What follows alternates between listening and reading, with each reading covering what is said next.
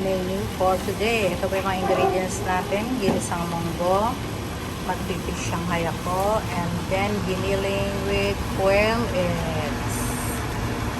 Yan ang ating menu for today. Nagpaksiw ko ng galonggong. Hindi ko na napakita because it's done. See you later! Hello, hello, hello. Good morning, good morning. Ito na naman si Mamita G. Ayan. So again, another simple menu ang isi-share sa inyo. So kumusta na po ang aking mga madam dyan, mga kagaya kong kusinera dyan, mga housewife dyan. I hope you're all okay. Okay, so again, blessed Wednesday na po. Ang bilis-bilis ng araw, di po ba? So again, nandito ang inyong Mamita G para i-share ang very simple nating menu. We have munggo, ginisang munggo. Alam nyo na yan, all-time favorite. Kahit hindi Friday, magluto tayo niyan. Talagang ang hirap pong mag-isip ng menu everyday. Aminin po yan, di po ba? Kaya sana nakakatulong ako sa idea kahit pa paano everyday nyo. Diba? So, alam na, pag wala kayong alam na ulam, silipin nyo lang ang ating vlog. Diba? So, ayan o, minarinate ko na rin po yung ating fish Shanghai para may turn yung munggo. And then, namarinate ko na yung ating giniling with quail egg. And then, doon sa pinagmarinadan, ayan, niluto ko na rin po siya. So, konting oras na lang, lalagyan na natin yung kanyang mga sangkap, mga dan. So, and then, magigisa na po tayo ng munggo. Okay? So, ito, continue ko na po to kasi kanina ko pa siya, tawag dyan. Kanina ko pa po ito, minarinate, ginisa, sinangkot siya. So, ayan na po siya. Nalagay lang natin muna yung oyster sauce. And then, saan yung aking gonteng? Nawalay. Oh, may gumamit ng isang gonteng. Ah, diba? Nagalag pa. So, lagyan na muna natin item. Tsaka yung lalagyan natin lahat kasi marami itong giniling ko. Kung gusto niyo nilagyan ng extra tomato sauce, okay lang naman po, walang problema. So, ilagyan natin ang oyster sauce para mas malinaw na. Yung aking nga po palang giniling mga madam, nilalagyan ko po siya ng atay para mas masarap. Kung nagtitipid kayo, siguro reno ilagay niyo. Pero ako talaga, I prepare atay. Parang minudo kasi ito di ba? So, lagyan natin ng atay.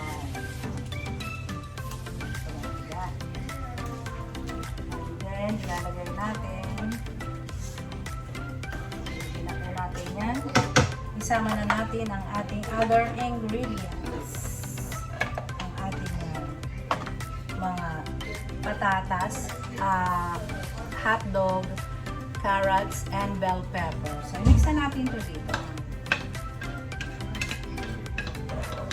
Napaka-simple lang ang ating giniling or tawag nila dito menotillo. Ayan. Tapos, yung sa giniling naman po, ayan, yung ating ang halo ko naman po sa ginisang munggo ay may giniling, may tinapa. So, okay na, nakaready na po lahat yan. So, ayun nyo po. Lulutuin na natin muna, pangkulang ko muna yung giniling. Ganun po ako, yung giniling muna ay pinakukulang ko sa tubig, then igigisa ko po siya. So, see you later! And back! I'm back. So, yung giniling po natin is done. Diba? Sabi ko, diba? Ayan, natapos na rin sa wakas ang giniling. Ito talaga yung napakadali pong lutuin. Diba? Giniling with quail eggs po ako ngayon. Diba? And then, yung ating munggo, nagisa ko na po yung bawang, sibuyas, giniling. Nilagyan ko po siya ng tinapa and kamatis. So, ayun, okay na po to. And then, lalagyan na natin yung munggo. Let's put the munggo. Ayan ang munggo. Gets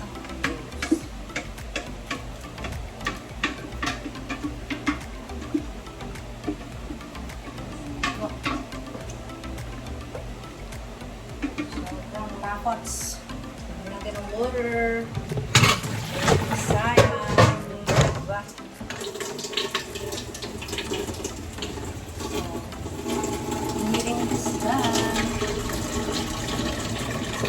isang menu natin. Maya-maya po ay papakita ko naman yung Shanghai natin. Fried Shanghai. And ito ay lalagyan natin ng dahon ng malunggay at saka ng dahon ng ampalaya, diba, para mas masarap.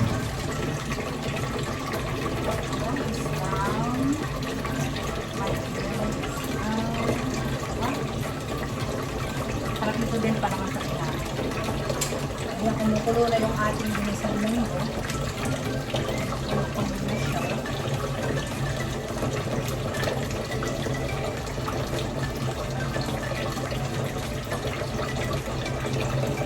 Natin ang shabab. Siyempre, hindi masarap pag walang shabab. Diba? Munggo. Anong gusto niyo munggo? May sabaw o wala? Huwag na masyado. Tama lang. I think okay na yan. Sabaw ito. So, pakukuloy ko lang yan. And then, ilalagay ko na yung dahon. Diba? So, babalikan ko kayo again. Ayan. Mag-fish Shanghai naman muna para hindi puro karne.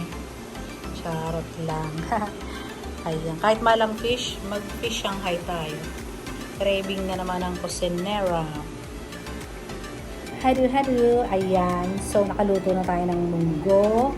Nakaluto na rin tayo ng pangalan niya. Giniling with quailed eggs. Now, maggagawa tayo ng fish Shanghai. Ayan. May nagawa na po ako.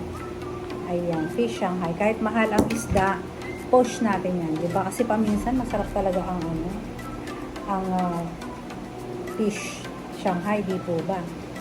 Aminin.